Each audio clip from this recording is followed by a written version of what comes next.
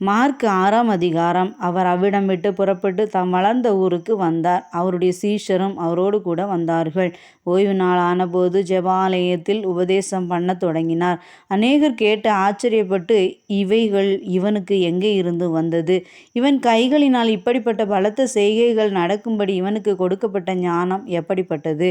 இவன் தச்சன் அல்லவா? மரியாளுடைய குமாரன் அல்லவா? யாக்கோபு, யோசே, யூதா, சீமோன் என்பவர்களுக்கு சகோதரன் அல்லவா? இவன் சகோதரிகளும் இங்கே நம்மிடத்தில் இருக்கிறார்கள் அல்லவா? என்று சொல்லி அவரை குறித்து இடரலடைந்தார்கள். இயேசு அவர்களை நோக்கி, தீர்க்கதரிசி ஒருவன் தன் ஊரிலும் தன் இனத்திலும் தன் வீட்டிலுமே அன்றி வேறெங்கும் கனவீனமடையான் என்றார்.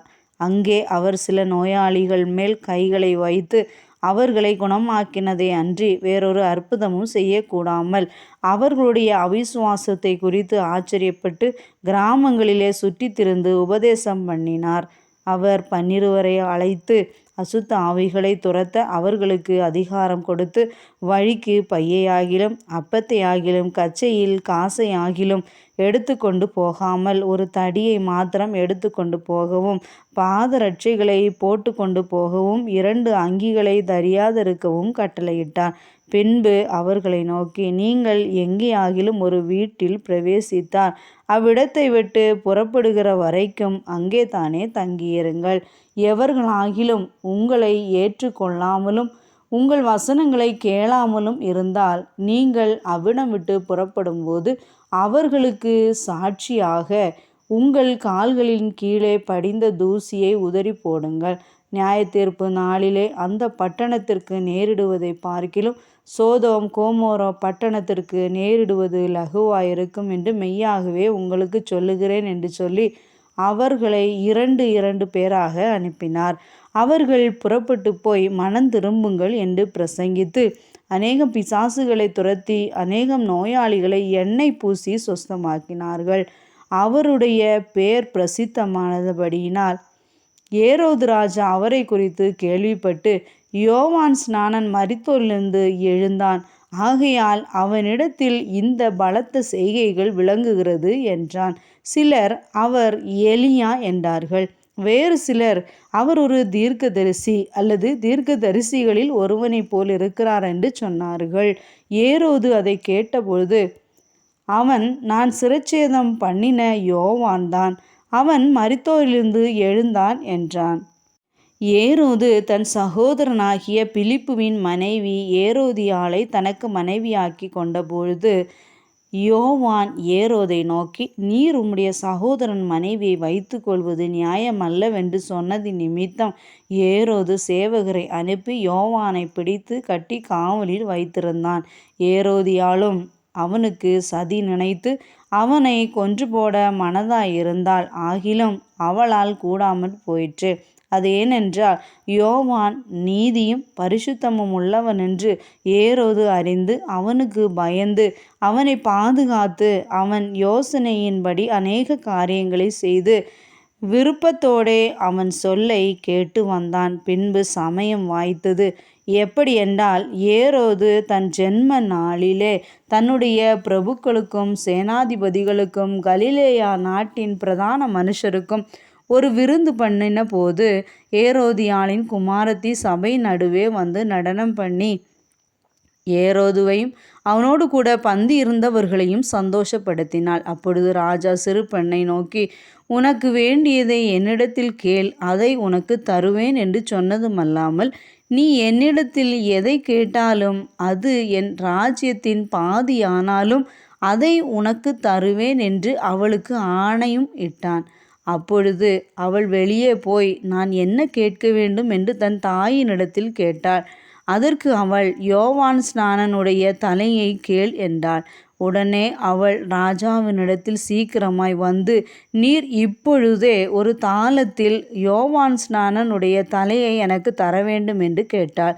அப்பொழுது ராஜா மிகுந்த துக்கமடைந்தான். ஆகிலும் ஆணையின் நிமித்தமும் கூட பந்தி இருந்தவர்களின் நிமித்தமும் அவளுக்கு அதை மறுக்க மனதில்லாமல் உடனே அவனுடைய தலையை கொண்டு வரும்படி சேவகனுக்கு கட்டளையிட்டு அனுப்பினான். அந்தபடி அவன் போய் காவல் கூடத்திலே அவனை சிறைச்சேதம் பண்ணி அவன் தலையை ஒரு தாளத்திலே கொண்டு வந்து அதை அந்த சிறு பெண்ணுக்கு கொடுத்தான். அந்த சிறு பெண் அதை தன் தாயினிடத்தில் கொடுத்தாள்.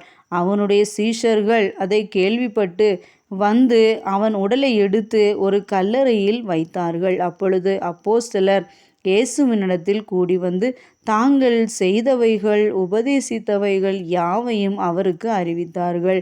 அவர் அவர்களை நோக்கி, வனாந்தரமான ஓரிடத்தில் தனித்து சற்றே இளைப்பாறும்படி போவோம் வாருங்கள் என்றார். ஏனெனில் வருகிறவர்களும் போகிறவர்களும் அநேகராயிருந்தபடியினால் போஜனம் பண்ணுகிறதற்கும் அவர்களுக்கு சமயமில்லாதிருந்தது. அப்படியே அவர்கள் தனிமையாய் ஒரு படவில் ஏறி வனாந்தரமான ஓரிடத்திற்கு போனார்கள். அவர்கள் புறப்பட்டு போகிறதை ஜனங்கள் கண்டார்கள்.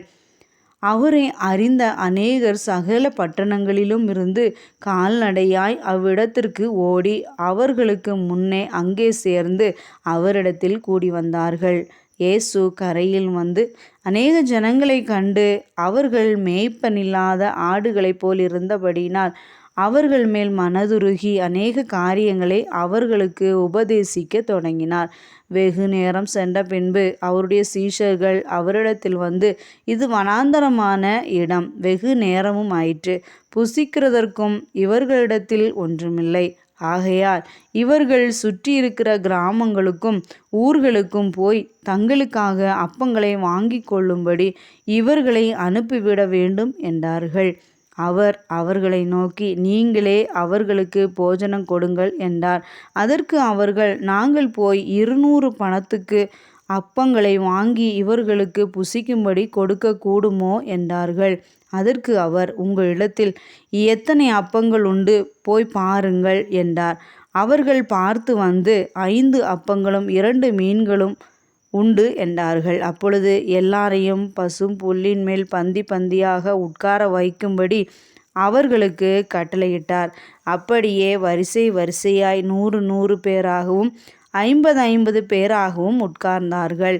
அவர் அந்த 5 அப்பங்களையும் அந்த 2 மீன்களையும் எடுத்து வானத்தை அண்ணாந்து பார்த்து ஆசீர்வதித்து அப்பங்களை பிட்டு அவர்களுக்கு பரிமாறும்படி தம்முடைய சீஷர்களிடத்தில் கொடுத்தார். அப்படியே 2 மீன்களையும் எல்லாருக்கும் பங்கிட்டார். எல்லாரும் சாப்பிட்டு திருப்தி அடைந்தார்கள். மேலும் அப்பங்களிலும் மீன்களிலும் மீதியான துணிக்கைகளை 12 கூடை நிறைய எடுத்தார்கள். அப்பம் சாப்பிட்ட புருஷர் ஏறக்குறைய 5000 பேராய் இருந்தார்கள். அவர் ஜனங்களை அனுப்பி விடுகையில் தம்முடைய சீஷர்கள் படவில் ஏறி அக்கரையில் பெத்தாய்தாவுக்கு எதிராக தமக்கு முன்னே போகும்படி அவர்களை துரிதப்படுத்தினார். அவர் ஜனங்களை அனுப்பிவிட்ட பின்பு ஜெபம் பண்ணும்படி ஒரு மலையின் மேல் ஏறினார். சாயங்காலமானபோது படவு நடுக்கடலில் இருந்தது. அவரோ கரையிலே தனிமையாயிருந்தார். அப்பொழுது காற்று அவர்களுக்கு எதிராக இருந்தபடியினால் அவர்கள் தண்டு வலிக்கிறதில் வருத்தப்படுகிறதை அவர் கண்டு ராத்திரியில் 4ஆம் ஜாமத்தில் கடலின் மேல் நடந்து அவர்களிடத்தில் வந்து அவர்களை கடந்து போகிறவர் போல் காணப்பட்டார். அவர் கடலின் மேல் நடக்கிறதை அவர்கள் கண்டு ஆவேசம் என்று எண்ணி சத்தமிட்டு அலறினார்கள். அவர்கள் எல்லாரும் அவரை கண்டு கலக்கமடைந்தார்கள். உடனே அவர் அவர்களோடே பேசி, திடன் கொள்ளுங்கள், நான் தான், பயப்படாதிருங்கள் என்று சொல்லி அவர்கள் இருந்த படவில் ஏறினார். அப்பொழுது காற்று அமர்ந்தது. அதனால் அவர்கள் தங்களுக்குள்ளே மிகவும் பிரமித்து ஆச்சரியப்பட்டார்கள். அவர்களுடைய இருதயம் கடினமுள்ளதாயிருந்தபடியினால் அப்பங்களை குறித்து அவர்கள் உணராமல் போனார்கள். அவர்கள் கடலை கடந்து கெனசரேத் என்னும் நாட்டிற்கு வந்து கரை பிடித்தார்கள். அவர்கள் படவிலிருந்து இறங்கின உடனே ஜனங்கள் அவரை அறிந்து அந்த சுற்றுப்புறமெங்கும் ஓடி திரிந்து பிணியாளிகளை படுக்கைகளில் கிடத்தி அவர் வந்திருக்கிறாரென்று கேள்விப்பட்ட இடங்களிலெல்லாம் சுமந்து கொண்டு வந்தார்கள். அல்லாமலும் அவர் பிரவேசித்து கிராமங்கள் பட்டணங்கள் நாடுகள் எவைகளோ அவைகளின் சந்தை வெளிகளிலே வியாதிக்காரரை வைத்து அவருடைய வஸ்திரத்தின் ஓரத்தை ஆகிலும் அவர்கள் தொடும்படி உத்தரவாக வேண்டுமென்று அவரை வேண்டிக் கொண்டார்கள். அவரை தொட்ட யாவரும் சொஸ்தமானார்கள்.